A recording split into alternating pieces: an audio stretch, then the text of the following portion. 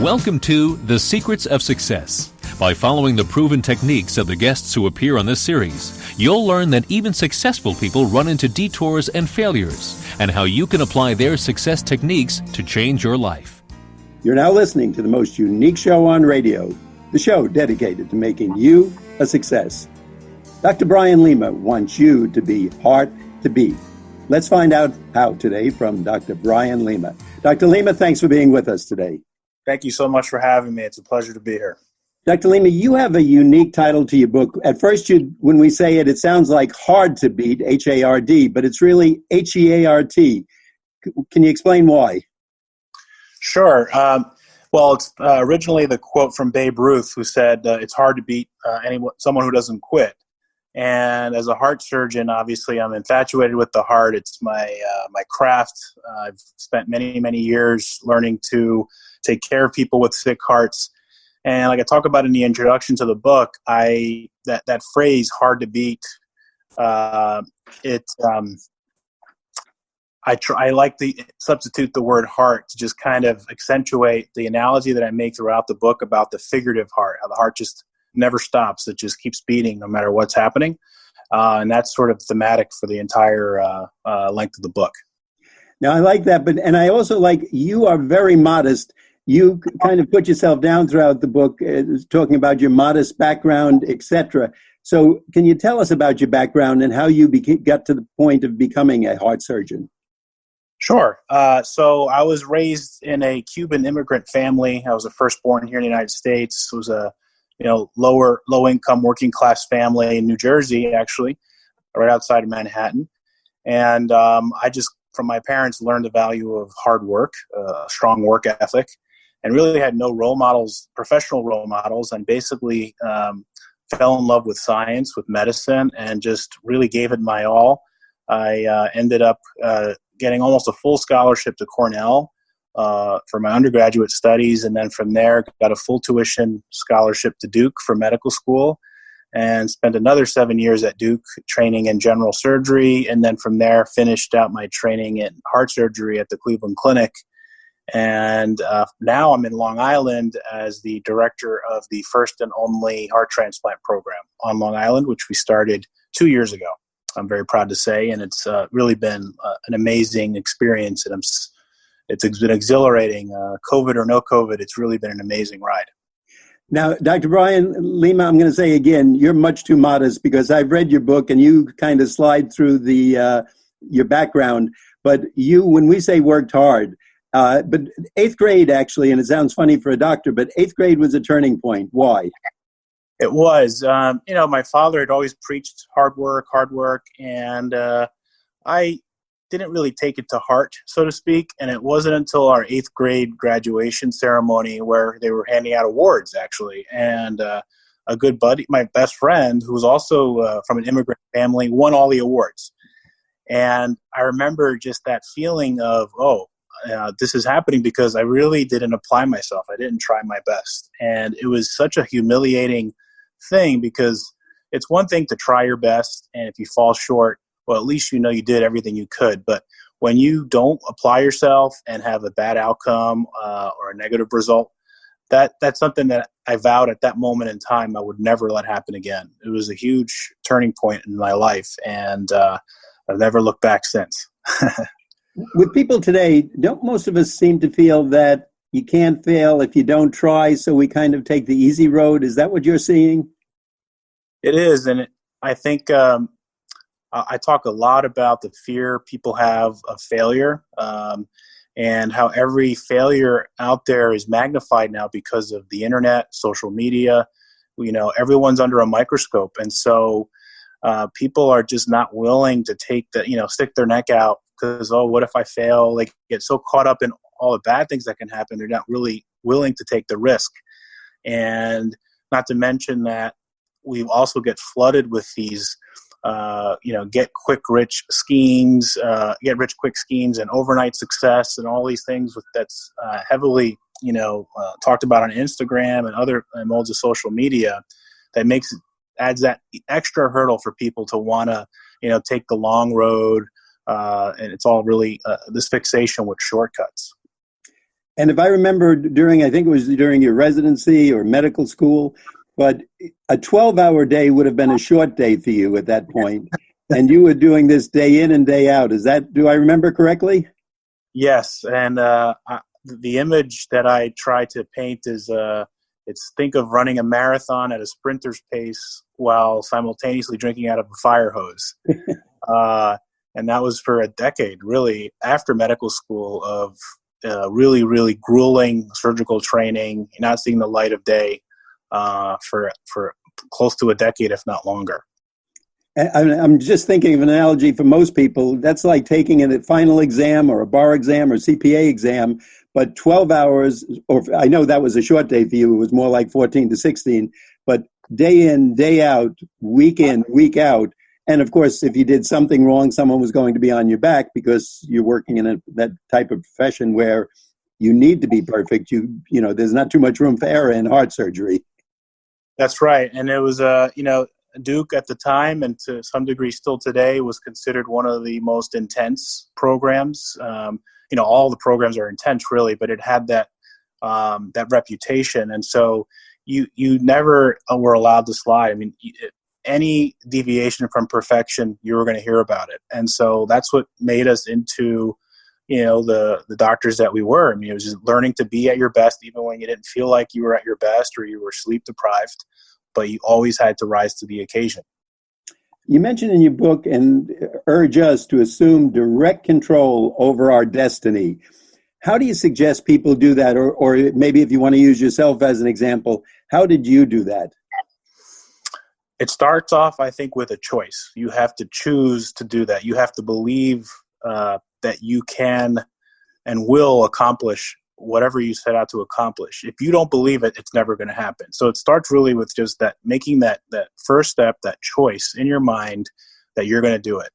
And then it's really just day in, day out, choosing to act and prepare along the lines of that choice that you make. It's a choice. It's a daily choice. You have to revisit that decision every single day. And you have to have the discipline and the wherewithal, the resilience to just keep at it. In the face of failure, in the face of disappointment, and just keep chugging along. And it's not easy. There are many, many times, as I talk about in the book, where I just really felt like I had run out of gas. And I think part of that, how do you stay in the game? How do you persevere through those things is really a matter of having that source of ambition, that turbo boost that I talk about. What pushes your buttons? For me, it was my faith. My religious faith, the memory of my parents, all that they had sacrificed to help get me to where I was. Whatever it is going to be different for every person, but having that source of inspiration when things are really, really tough, what is going to make you take that next step again and get back on the horse? When you're having a tough day now, and when we say that to a doctor, you must laugh at us because I can't imagine a second that's not tough in the corona environment we're living in and in your world of heart surgery. Do you rely on a prayer or a mantra? Is there an idol that you have, or do you just go out and sit for 5 minutes to get your mind back? Well, it's sort of think of it as like a tactical mindfulness, meaning that you have to train your mind to not allow yourself to get too down on things when things aren't going the right way. It's inevitable that bad things are going to happen. There's no way around it, but you can't let that one bad thing define who you are or define you as a person. It's just one event. And it's that growth mindset that I talk about in the book too, that's been well described in other books. But when I'm really, before every major operation, test, whatever it's been through, for as long as I can remember, I pray to God. It's been a strong part of my life. And really, at the end of the day, you can only do your part. As long as you bring everything you got and know that you left no stone unturned, you just have to be willing to accept how things turn out. And they may not always turn out the way you want, but you have to live with that at the end of the day, as long as you did everything you could.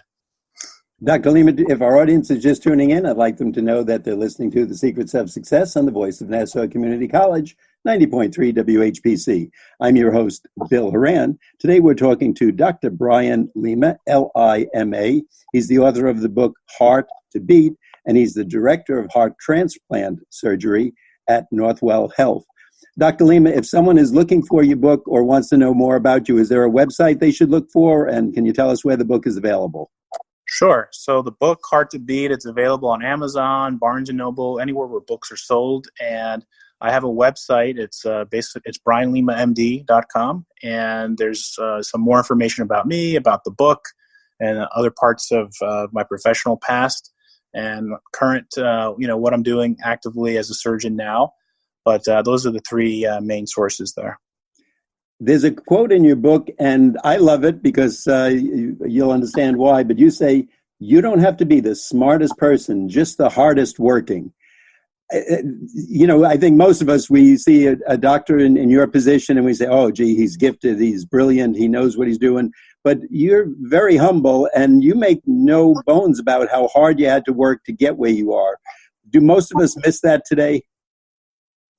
I think we do. And, it wasn't really until I finished that decade long of training and I finally came up for air in my mid to late 30s and sort of rejoined civilian society that I started looking around and just feeling like, I didn't feel people were applying themselves to the degree that they could, or even, scratching the surface of what they're capable of.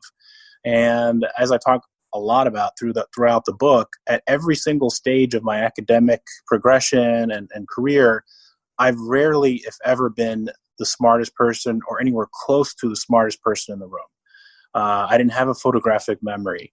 I had to work really, really hard and to master the information, to get it locked in my memory. And but I outworked everybody. No matter how much smarter they were, I just, at the end of the day, put in more time and stuck with it. And that's what really carried me through all these years.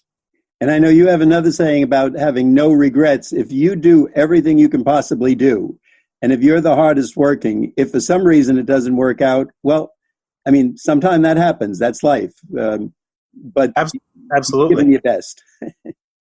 Yeah, I mean, it's just so few people will actually even do that much. And you'd be surprised. You may not knock it out of the park every time, but if you really give it your all, you'd be surprised how close you get to knocking it out of the park. And every now and again, guess what? You're going to knock it out of the park. So that's what it's all about. Another quote that you bring in, and I love this. You say, don't reinvent the wheel. Study successful people and figure out how they got where they are. Was there somebody who you had in mind as you went through medical school that kind of gave you the impetus to keep going when things were tough? Yes. So that individual would change as I progressed. So when it was in college, it was learning from, other upperclassmen about, okay, well, how did they get into, medical school? What did they do? What was their secret sauce? And then when it was in medical school, okay, how did these individuals get into these coveted, surgical training programs? How did they build that amazing portfolio of experience and research? So it's really just finding what that ideal, I call it there's a Michael Jordan of in everything. There's a Michael Jordan of basketball, obviously, but there's a Michael Jordan of every profession. Who's the best of the best? Who's considered the archetype, the person that everyone looks up to?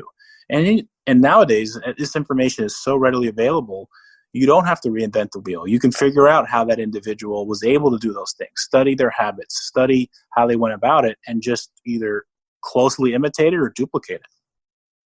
Now, I know you mentioned, and I thought this was unusual because I would think this would be more in the business world, but you talk about how someone presents themselves, and you say appearances matter, and they're very important. When you deal with someone, if you're hiring another doctor or a nurse or a person in your department, what do you look for? What about their presentation impresses you?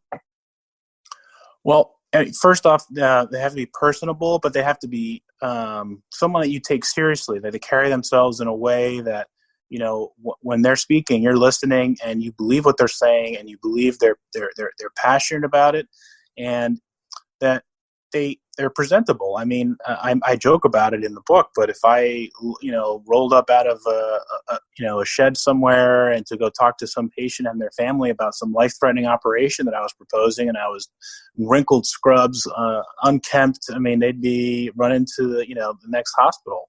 You have to look the part. And I know that's not politically correct these days, and things have really become lax as far as formality is concerned and how people dress and carry themselves. But there's certain instances where, appearances do matter. How you conduct yourself matters. What you do on social media, and, which is easily accessible by anybody these days too. All these things matter. And you just got to look the part and be that role that you're trying to portray. Dr. Lima, you went to an Ivy League school, Cornell, and you make no bones about the fact that you were intimidated there because of thinking that everybody else or most of the other students were actually smarter than you. How did you learn from others in that environment? So I talk about how I did terribly on the first exam that I took, major exam, in a subject that I thought I had a really good handle on, and that was chemistry. And it was because what I had relied on to that point was just rote memorization, which is and that had got me through high school. You just regurgitate what you learn in the lecture notes and the textbooks, and that'll be enough. Cornell forced us to think outside the box, to understand, the equation that you see in a textbook. It's not a given. How did that equation get there? How was it derived? What's the history behind it? And so what it forced me to do is become much more inquisitive, to not take anything for granted that's in textbooks. I kind of had to go the extra mile to figure out, how did it get there? What, E equals MC squared. It's like the classic equation. It's the simplest thing in the world. But how that equation came into being is really some of the most complex mathematics and science ever that few people in the world can understand, yet it's so deceivingly simple. So when I embraced that concept of knowing the background, being more inquisitive, that's when things started to click for me, is because it wasn't just memorizing, pattern recognition. It was going deeper into the material. You mentioned about building a personal brand. How does someone in your profession build that, other than, quality performance day in and day out as a doctor? Well, that's a loaded question because I'm still figuring it out. I had this mistaken assumption that when I finished all this, grueling decade of training, that I was going to be greeted at the hospital doors with trumpets blaring and roses, and my operating room schedule was going to be full for months. And turns out I had to prove who I was. So, of course, delivering high quality, but also you have to get out there. You have to meet people in your field. We in our field, we call it outreach. So we make an active effort to reach out to other physicians in our community. We even have functions or events where we lecture. We kind of update them on our expertise in our niche area. So it's a very, very active process. It's not a given, that applies to every aspect and every other business. Business isn't just going to come to you. You have to market yourself. You have to let people know why it is they should even bother with your product. In this case, me as a surgeon. How do you get through, especially now? Now, probably this is one of the toughest times for anybody in the medical profession, what we're all going through today. How do you get through it just day by day? Some days are easier than others. You just have to, take it one day at a time, one case at a time, one patient at a time. And all you could do is your best. You just have to be comfortable within your own skin and be comfortable that so long as you do everything you can and you're not lazy, you're not complacent, and you put forth your honest, best effort, at the end of the day, no matter how the chips fall, that's going to have to be good enough, because you have a responsibility. I have a responsibility to keep bringing my A game for the next patient, for tomorrow, to help save other patients. So it's my calling, and it's not a job. I don't look at it as a job at all. It's a way of life. When I commit to taking care of somebody, I commit. I go all in. So it comes with time. It's not easy, but it's amazing what you can do when you set your mind to it and you stick with it, and you'll surpass your wildest expectations. It's unbelievable. Dr. Brian Lima, once again, we want to let our audience know that if you're just tuning in, today we're talking to Dr. Brian Lima, spelled Lima. He's the author of the book Heart to Beat. He is also the director of Heart Transplant Surgery for Northwell Health.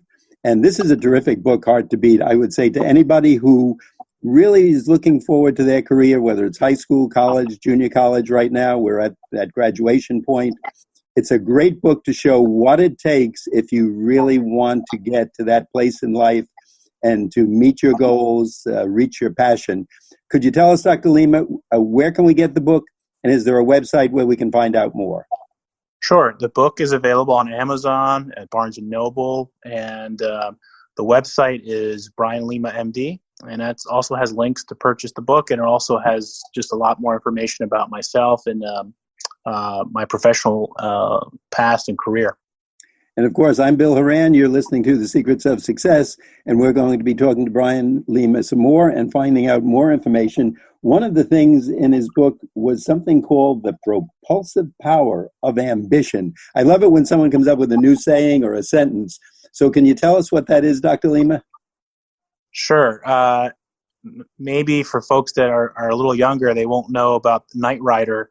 But there was this great show back in the 80s where it was this magical, car that had turbo boost. And no matter how much trouble the main character in the series got into, but once we hit that turbo boost button, they got out of Dodge. They were able to make their way out of danger. And so I liken ambition to this turbo boost. It's what keeps you going. It's the opposite of complacency. It's multi, purpose. It's got a lot of functions in it, meaning it allows you to ignore the naysayers, all the people that criticize, oh, why are you doing that? You're never going to succeed. It allows you to shut all that out. It allows you to get back on the horse when you fall. And for me, as I talk about, most importantly, it allows you to, when things get really bad, and unfortunately, life has a way of just disappointing you sometimes. Tragedies are unavoidable, and I talk about how, when I lost my mom unexpectedly, sort of right in the middle of one of the most crucial parts of my medical school career, I didn't think I was, really going to be able to persist in this. And ambition is what gets you through those moments. What the important thing to stress, however, is, ambition sometimes gets a bad rap. I don't mean do everything at all costs and hurt other people along the way. Definitely not that. I think it's a powerful tool, but you have to use it responsibly, not at the expense of others, and it's got to be for a bigger, greater purpose. In your profession, there must be a lot of fear doing your first operation, your 10th operation, even your 100th. Every day you could make a mistake, and whether you're liable for it technically, in your heart, gee, do that correctly, etc. How do you overcome fear and tell the people who are working with you, the nurses and doctors and assistants, how can they overcome the normal fears that most of us might have? Sure. Well, fear is, it'll hijack your mind and it'll prevent you from really achieving your full potential. And the analogies that I make in the book are a lot of sports analogies. I love sports. And I always talk about who's going to take the game-winning shot. And the key thing is not to blow out of proportion any given situation. So, for example, when I have a so-called VIP patient, so for whatever reason, they're famous, whatever it is, everyone gets on edge. Everyone's, we better not mess this one up. But in my mind, the way I go about it, I do it the same way every time. I don't blow it out of proportion. I don't have a special, tray of surgical instruments, the VIP tray. I do the same heart surgery on every single person the same way, no matter how famous or not that you are. And what I talk about in the book is when you approach and attain mastery, through, the 10,000 reps, and everything becomes automatic. It has to come to the point where you're not even consciously thinking about it. It's automatic, like swinging a golf club or taking that game-winning shot. For me, it's routine. It's come after thousands and thousands of reps. And I think you have to take comfort in, hey, I'm ready for this. This is what I've trained for, and I'm going to give it my best, and the outcome will be the outcome. So be it.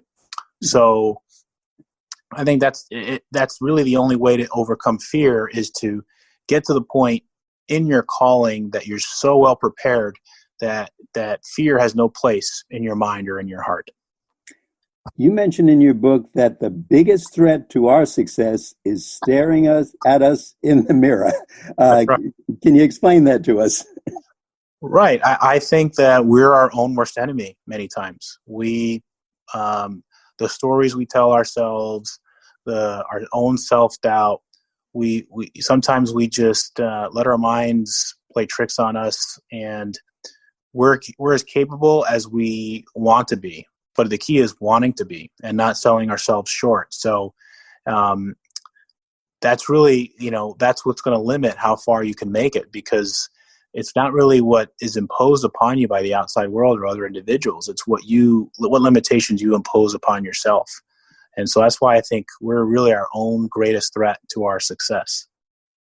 Now, Dr. Lima, I know there's a saying that's kind of common today. We get guests on the show and they talk about the 4-hour work week. Wow. I mean, even the most basic work week is usually 40 hours, but it's the 4-hour work week, etc. And you're probably throwing darts at me for even saying that, because I know in your book, you hate that saying, working smarter, not harder. What's wrong with that? Well, a lot of that is a bit biased, because it seems like every time I've heard that phrase, it was really within the context of kind of like a Ferris Bueller, where you're kind of doing something, you're taking a shortcut, you're trying to just get by, and that's not okay.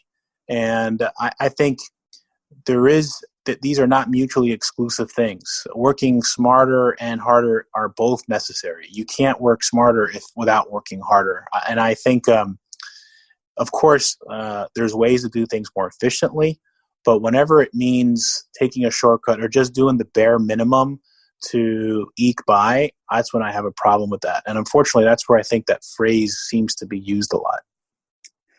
Dr. Lima, it's been wonderful what you've been telling us today. And I just want to say a heartfelt thanks from the Secrets of Success, the people at WHPC, and I'm sure all of our listeners, to you and your staff for the great work that you're doing in these so difficult times. Thank you so much on behalf of all of us here. Once again, I'd like to remind our listeners, our guest today has been Dr. Brian Lima, Lima. His book is Heart to Beat. That's HEART, to Beat. And Dr. Lima, the website once again? Is BrianLimaMD.com. Easy enough to remember. Dr. Lima, thanks so much for being with us today and taking time out of your busy day. Thank you so much. Thank you, Dr. Lima. We'd like to remind our listeners that you've been listening to The Secrets of Success on the voice of Nassau Community College, 90.3 WHPC. I'm your host, Bill Horan, asking you to please join us again next week at this same time when we will continue our journey to success.